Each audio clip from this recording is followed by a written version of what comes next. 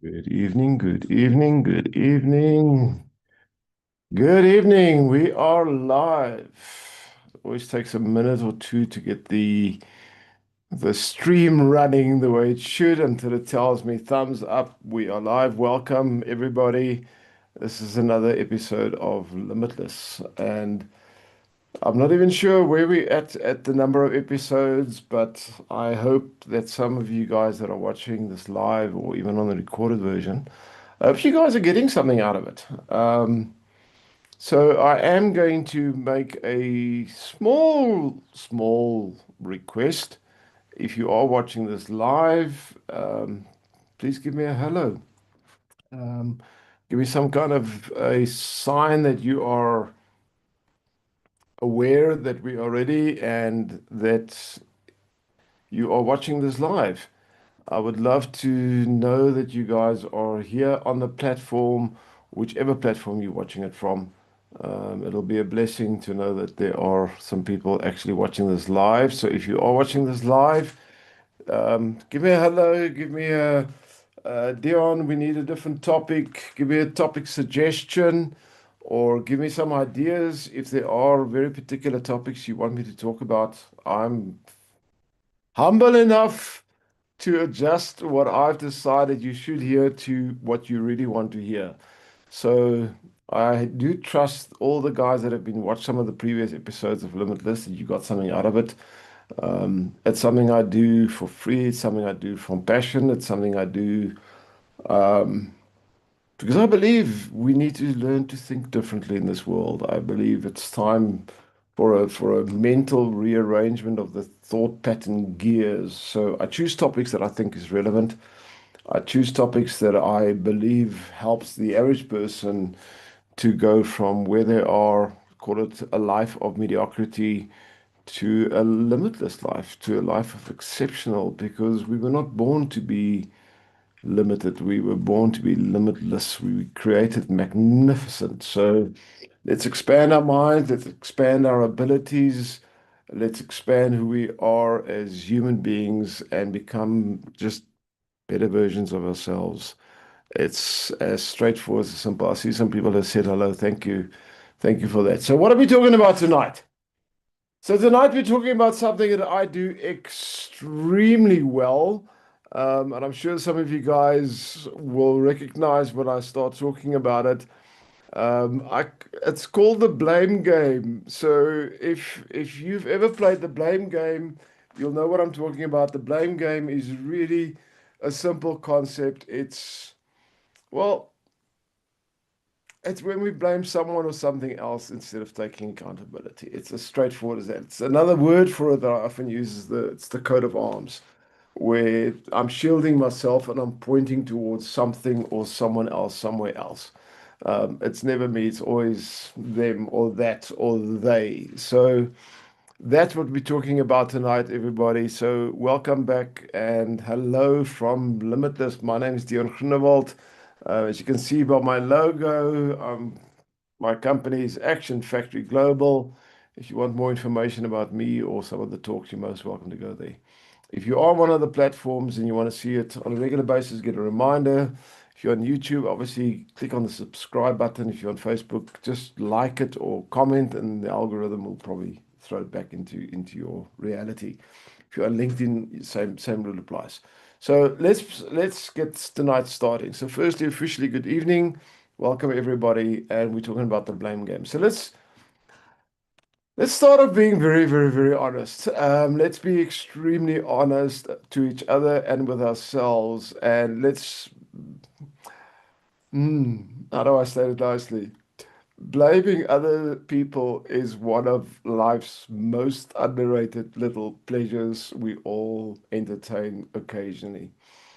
We actually do technically, and I'll unpack it a little bit later, actually, we do enjoy blaming others. It's the weirdest thing, but it's so very true. Like it or not, it's efficient, it's satisfying, and it really requires very little energy. It requires no immediate self-improvement or effort from our sides. We can stay in our comfort zone if we play the blame game. And I mean, the world we live in, we kind of really obsessed with optimization. So I think blaming something or someone else is life's little ultimate hack for optimization. So, I mean, think about it. If you're driving and you get stuck in traffic, um, I'm absolutely guilty on this one. It's never my poor timing if I'm going to be late. It's the guy in the old Mercedes in front of me, and why is he stopping at the at the traffic sign intersection? It's like he's negotiating a peace treaty. It's like a slow, deliberate process that's happening Can he not just go drive? Um, or if you're in the work environment and you busy with a project, and it goes sideways, it's never us, it's never me, it's always Dave. Poor Dave. He's always been blamed. It's always Dave. Dave didn't put in the effort. Dave didn't do this or didn't do that.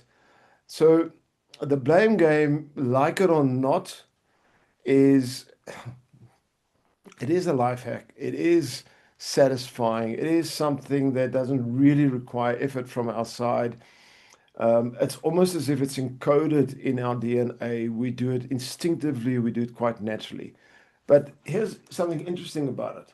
There's actually a technical name in psychology for it. It's called the fundamental attribution error. It's called the fundamental attribution error. So it's a built-in, as I said, it's engraved in our DNA. It's a built-in cognitive form of bias response, where if something goes wrong or someone does something wrong, the brain can very easily determine it's that person, it's a character flaw, it's their values are messed up, or they've got bad habits. There's something about that person we can find, and we can pinpoint that very, very easy. But the moment it's something on our side, when we mess up, the brain doesn't do that. The brain firstly looks for an external factor. So it's called the fundamental attribution error. It's something that happens actually quite naturally and very instinctively. But tonight, we're going to challenge that convenient form of staying safe. We know it's very, very human, but it's also actually quite limiting. So we're going to explore this idea that blaming is not just, a cognitive shortcut. Um, it's it's actually, I want to say it nicely. It's a highlight in your data stream. It's something that actually points out a bug in your own system. So imagine you are a computer, you've got this massive computer. How do you know there's something wrong in your computer? Well, a light needs to go on or something in the program needs to default and not work properly. So the blame game is actually a very accurate mechanism if we use it correctly to show ourselves where is our own software bugs, where's the error in our system. So we're gonna unpack this a little bit, and then I'm gonna give you guys a mechanism on how to shift that energy that we use to blame. How do I shift that and really use it? Not just playing ping a fluffy game in my head. How do I really use it to make myself more powerful, to make myself more limitless? How do I shift that? So that's where we're going tonight. So let's firstly unpack what is it about the blame game that makes it so satisfying? What is it about blaming others? I want to go so far and say that makes it addictive because we do it quite easily, we do it repeatedly, and we enjoy it a little bit. In fact, there's a little bit of dopamine that's generated when we do play the blame game. There's a bit of a neurological reward, if I can use that term. So when we blame someone else, our brain gives us little small, almost like squirts of little bit small hits of dopamine. So that's why it becomes so satisfying and why it's become so habitual. Um, because it's almost like it just takes a complex scenario, simplifies it, and gives us a very clean narrative of what's happening. So literally what the brain does, it goes, there's a villain, here's a victim, me, villain, them, victim, me, and a very clear problem. Okay, it's also there. Problem is also there. So what happens is there's a reduction in the what we call the cognitive dissonance, and it simplifies the whole scenario. So the moment my brain can go, they're over there, the enemy, they're wrong. I'm over here, I'm the victim. There is a problem, that's the problem, it's over there. The moment my brain can do that, it simplifies my thought process and it keeps me safe from whatever the problem is. But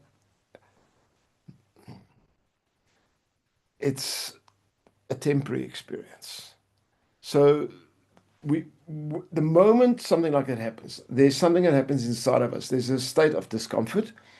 There's a messy reality that's actually going on in our minds, and we don't really want to face up to the fact that we actually part of the problem or even the cause of the problem. So we play the blame game, one can say, to protect the ego.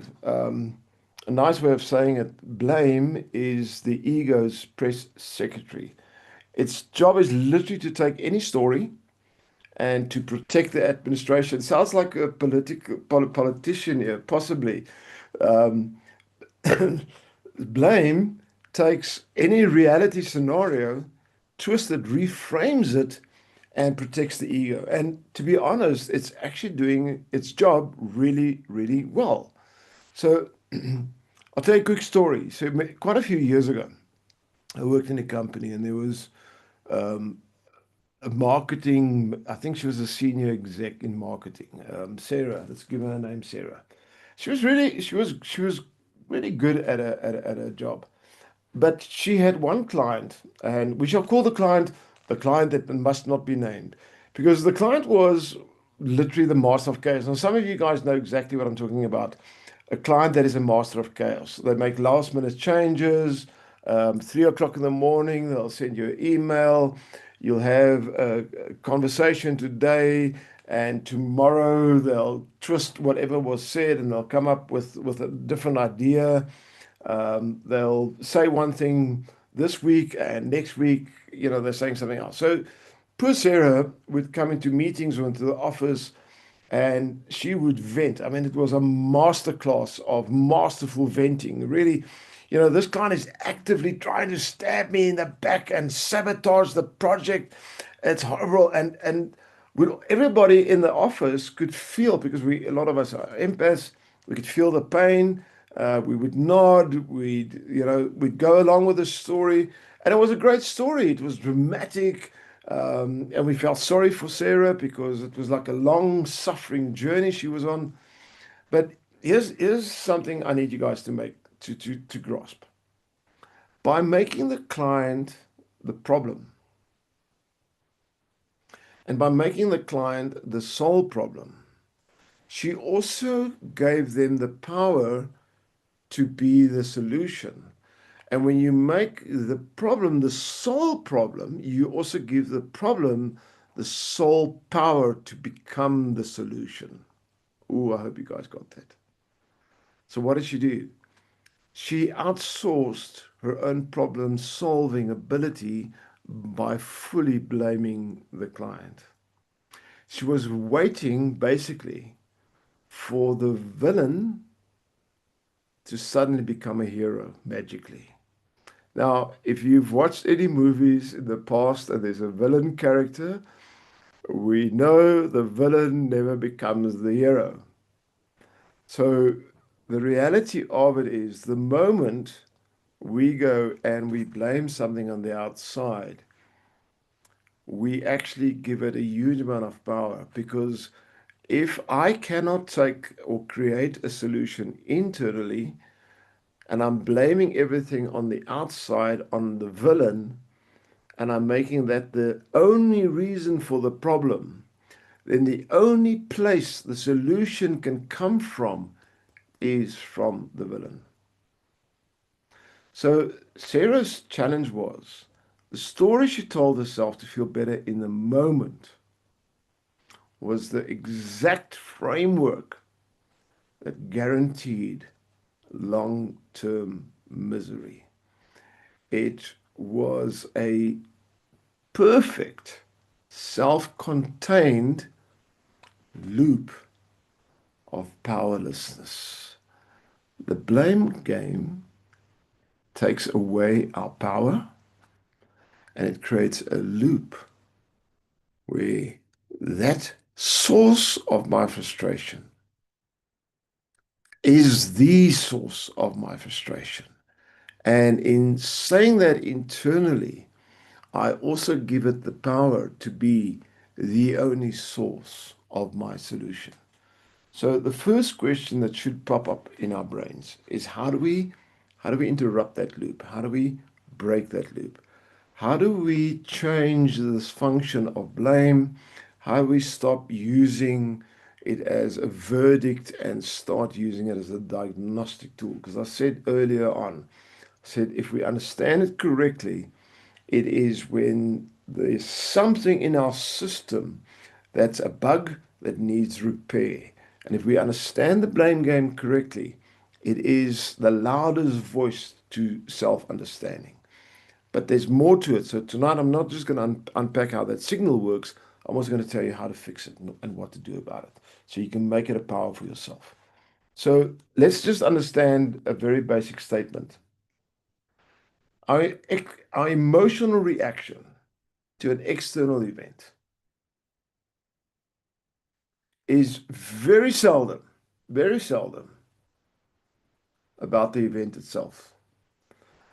It's, are you guys ready for this? It's about something on the inside of us, something about our internal framework. And this event has just collided with something on the inside of us. Let me put it into simple language. When we get angry, we're not discovering something new about this world. We're running a diagnostic about our own expectations, about our boundaries, and our own insecurities. The person that makes you angry isn't the author of your anger. They just, I'm trying to see if I've got a highlight on my desk because I would have loved to show you guys. If someone makes you angry, they're not the author of that anger. They're like a highlighter pen. All they're doing is they're taking what is existing and they're drawing attention to it. It's literally like taking a handbook or a rule book or something. And let's assume you've created a rule book that you live by, and something happens and it brings out anger in you. The internal diagnostic has just collided with something. So something in your handbook is screaming at you. It's being highlighted. Whose handbook is it and who created the handbook? Well, I did. So if something in my handbook is screaming at me, who needs to fix it? Me. It's as straightforward as that. So instead of trying to respond, we need to learn how to run a self-diagnostic. So here's what I want you to do for a moment. Just for the purpose of this exercise, as we're going to continue, because I'm going to give you the solution, I want you to run a quick self-diagnostic. I want you to think about possibly there's a person that is highly talented and gifted in getting under your skin. They do it more than once, and they know how to get under your skin, and they know how to get you angry or upset or infuriated. And you know what they're doing, and you can even possibly hear their voice or see them right now. I want you to think of someone like that. Let's call him the Dave. I mentioned Dave, the projects. Dave never pulls his, part. So let's take someone. I want you to think of a scenario like that, or possibly an action or behavior. Maybe you're like me when you're in the car driving, and there are people that are negotiating peace treaties at the intersection, and that really, really frustrates you. Now, to give you guys, I know some of you guys are struggling, so let me give you some ideas. So one thing that I quite recently had a lot of people complain about is micromanaging. A manager or a boss that micromanages and just absolutely drives you insane. Now, if you look at that one, for example, if I have to do an internal understanding or an internal diagnostic around it, the data about that situation is not, it's not that my boss is a control freak. The true reason behind it, and this is how we do a self-diagnostic. So I've got a boss, he's micromanaging managing me. The data, the information about that scenario is not that my boss is a control freak. It's about my need for autonomy that's being triggered. So the real question is not, why is my boss like this? Watch what I'm doing. Why is my boss like that? That's pointing towards the boss. The real question is, why is my sense of competence so fragile that it can be threatened by an email from my manager asking me for an update? So what's the bug in the system? It's my sense of competence. It's my own personal internal belief. Let's take another example. Um, you live with someone, possibly you're married or a friend or a partner, boyfriend, girlfriend, whatever the case may be, and they messy. So all the guys here, we leave our clothes on the floor. We are messy. Or I don't know if you like me. Man, I don't put my dirty cups inside of the sink. I put it next to the sink. I'm messy when it comes to that. Now, if you got a messy partner, if I have to do a self-diagnosis, the self-diagnosis, the easy one, the blame game says he's a slob, but the actual data is my internal tolerance for disorder and chaos is low. My internal tolerance for disorder is low. So the question becomes, why have I tethered my own sense of peace to someone else's laundry habit? How have I linked my calmness to someone else putting the cup next to the basin and not in the sink? How have I allowed my internal calmness, bliss, to have this magical connection to someone else leaving last night's pants on the floor? How did that happen? That's the question. That's where the diagnosis comes in. And that's the difference between blaming someone and doing self-diagnosis. Because every time we have that urge, and I know there's an old thing that says you point to someone else like that, there's a lot of fingers pointing back. But I don't like that too much because it's almost like I'm now blaming me. I'm not blaming me. There's a difference here. I'm doing a self-diagnosis. I'm looking at what bug in my system requires a bit of a tweak or a little bit of fixing. Many, many years ago, when I was quite young, I used to play a lot of tennis. And I had a friend stayed not too far from us, and they had a tennis court, and we had a tennis coach. Sometimes his mother was our coach, and sometimes a coach came. And we played tennis, we played quite well. But I remember every time he would play, and we used to say it's shank a shot. That's for some reason a word. In golf, they use it as well. So it's not a really a great shot. It was so funny. You would look at the tennis racket. Now, if you've got a family member or a friend that play tennis, you'll recognize this. Now, look at the tennis racket if they had a really bad shot. And one of the things I'll do is start playing with the strings, and they'll kind of tap the tennis racket frame on something solid to check what's wrong. What's wrong? What's in this particular shot? What has just in a split second gone wrong with this tennis racket? What's wrong with the strings? Is the frame distorted? It's almost like, you've committed a crime, tennis racket. Let me investigate because you, tennis racket, is the prime suspect here. You've clearly done something wrong. And I remember the one day his mother that was coaching us at that stage said something very, very logically. And it was a very simple statement. While I was doing that with the tennis racket, she said, You do notice that's the same racket that literally two shots prior to that produced a brilliant shot. The tennis racket didn't suddenly change. The tennis racket couldn't suddenly develop some kind of malicious intent to sabotage you. So a statement was, it's the same racket that you used literally two shots prior to this one, where you hit a brilliant shot. The difference wasn't the tennis racket, it was your footwork. So all of a sudden, going from blaming something else, that conversation went to self-diagnosis. I know how to play. I have to realize that the racket was just what we call a control variable, and the only variable was really me. Um, the frustration that he felt, that he projected towards the racket, was actually pointing towards a bug in his own system, a gap between the desire to play extremely well and the ability to play well. It was a gap between I know how to hit the shot, but I'm not executing it perfectly.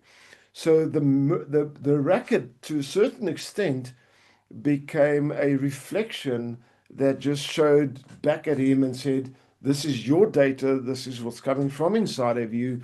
There's a bug in your system that requires fixing." So that's the concept behind how to start fixing the blame game, is to use it as an internal audit system, to a self-diagnosis, if you will. So let's look at the how side of this. How do I do this? Because here's what we need to grasp, and this is something that you hear me say quite a lot. Information on its own is useless. It requires application and implementation. So receiving the data that there's a bug in my system on its own is not going to bring resolution. There has to be some kind of a follow-up action. And what does that action look like? So step one, obviously, we need to run the diagnostic. We need to, get some kind of a, call it an intelligent data report of what the bug is, and be calm about that.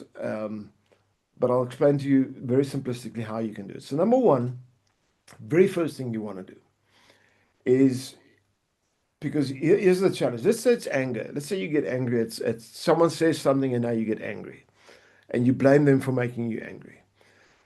If you blame them, you're isolating it, you're giving them all the power, and they're the only one that can really bring a solution. So you can't completely give the power to something or someone else.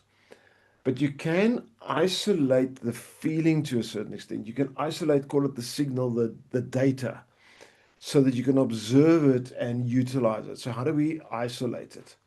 So when you feel that instinctive need to blame, it's like, I'm there now, I'm going to do it. In that moment, just pause. Learn to just pause and then give it a name. Give it a name. So say, okay, that's defensiveness, or that's my old friend, that righteous indignation, or that's my no patience for traffic. Name it. The moment you name it, you are separating it from yourself, but you're also separating yourself from it. But you're not giving it to something or someone else. You're not giving it any power. In fact, you're giving it recognition, but you're now becoming an observer of it. So let's say it's anger. Let's say you get angry because someone might not respond to you in the way you want them to respond. And how do I isolate that? Well, I can isolate it by being honest with myself and saying, that's happening because my ego is not being fed. So it's the need for the ego. So the moment I give it that name, I'm linking it to a certain extent, very subtly to myself. It's the need for my ego.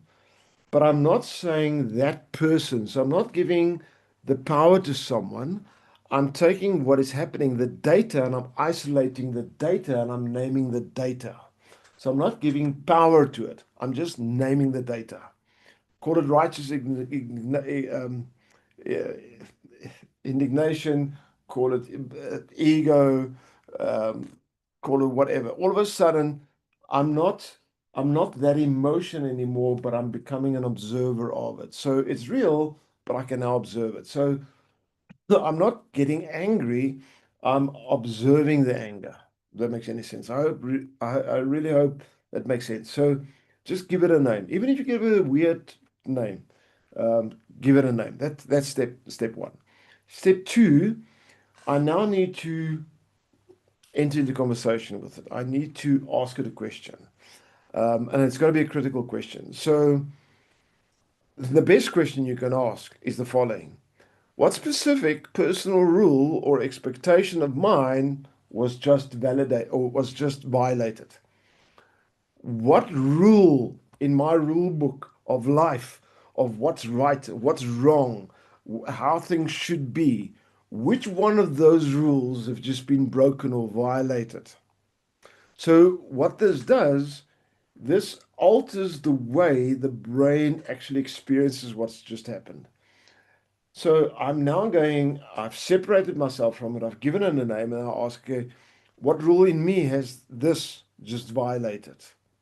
So literally what's happening is I am using whatever is the negative as a mirror, and it's showing me where in my system exactly is that bug. So the key here is to be honest with self. Just be honest with self. It's a magnificent magic gift you can give yourself. So what now? All right, I've isolated, I've named it, I've asked it, what specific, what rule of mine, personal rule or expectation, which one of those have been just, have you scratched, have you damaged, have you violated, have you broken? Which one of those? That's the second step. The third step is not to try and do something magnificently grandiose or completely fix everything in the moment. The third phase is quite simple, and I call it the 1% shift. What is the smallest possible change you can make? What is the smallest possible change you can make or action you can take to address your own rule or to reinforce your own boundary?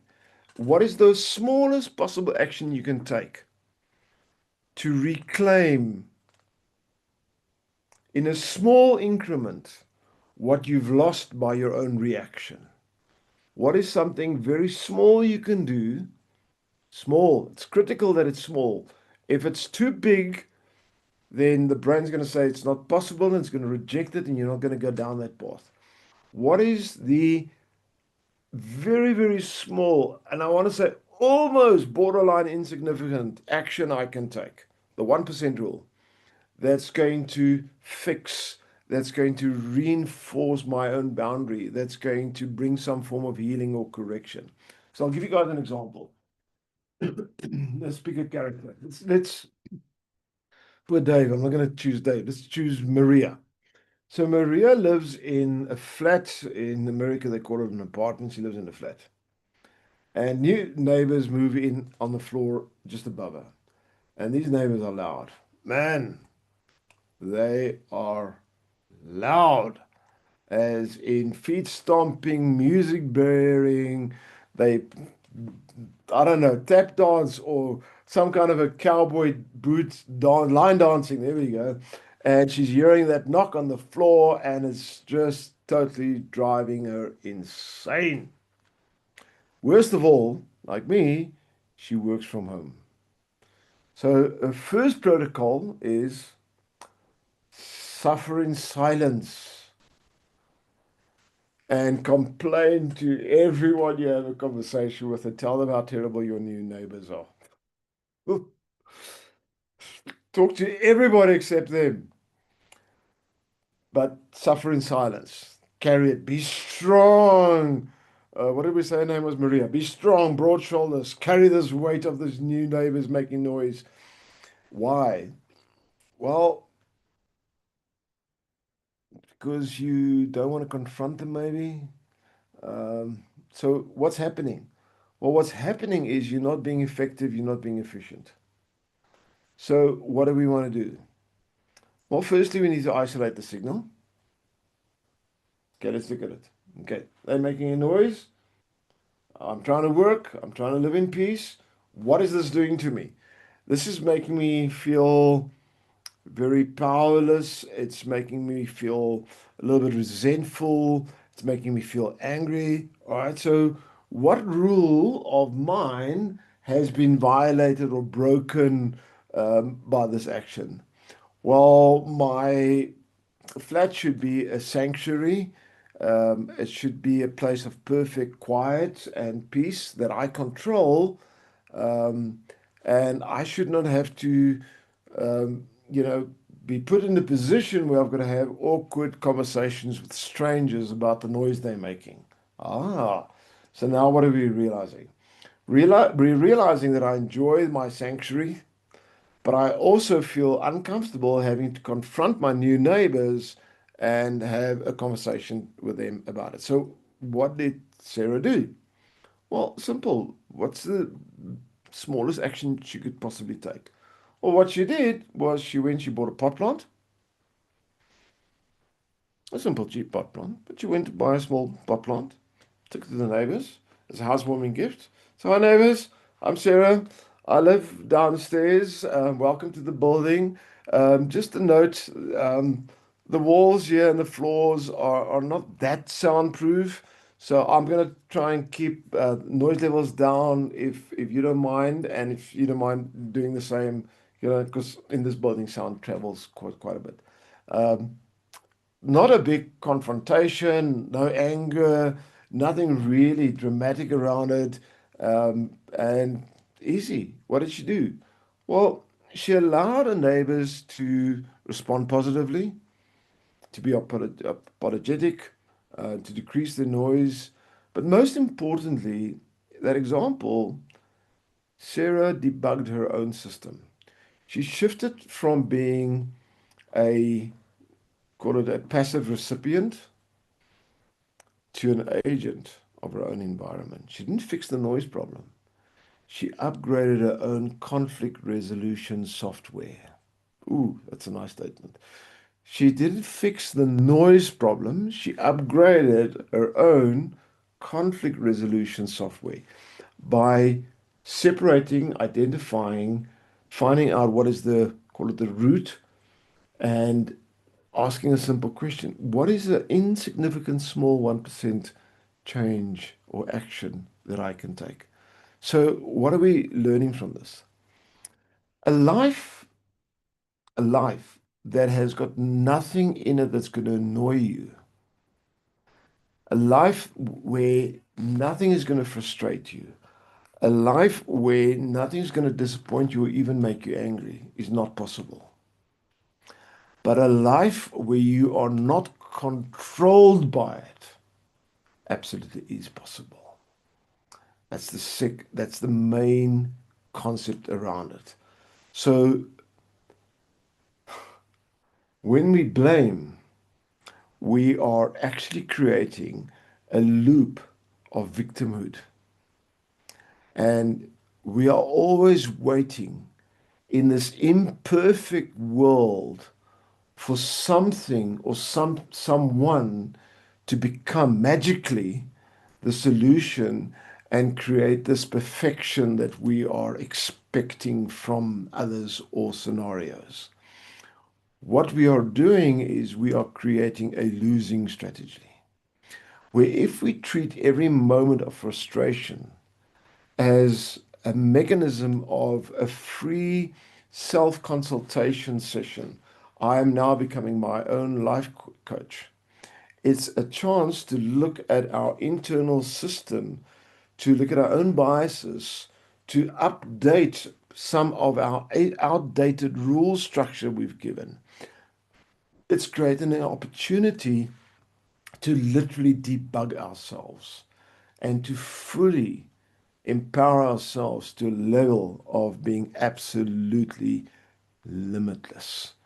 So the next time we are ready to do that to something or someone else, let's realize that we can ask a very simple question, and that is, what data is this telling me? What is the bug in this system that clearly requires a tweak, a little bit of adjustment, a 1% shift in my behavior to bring some form of repair or learning from this scenario?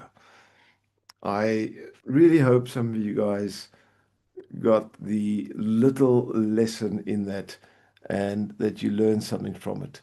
And again, if you did get something from this, I'd love to hear your comments, or if you've got a question around it, you've asked now.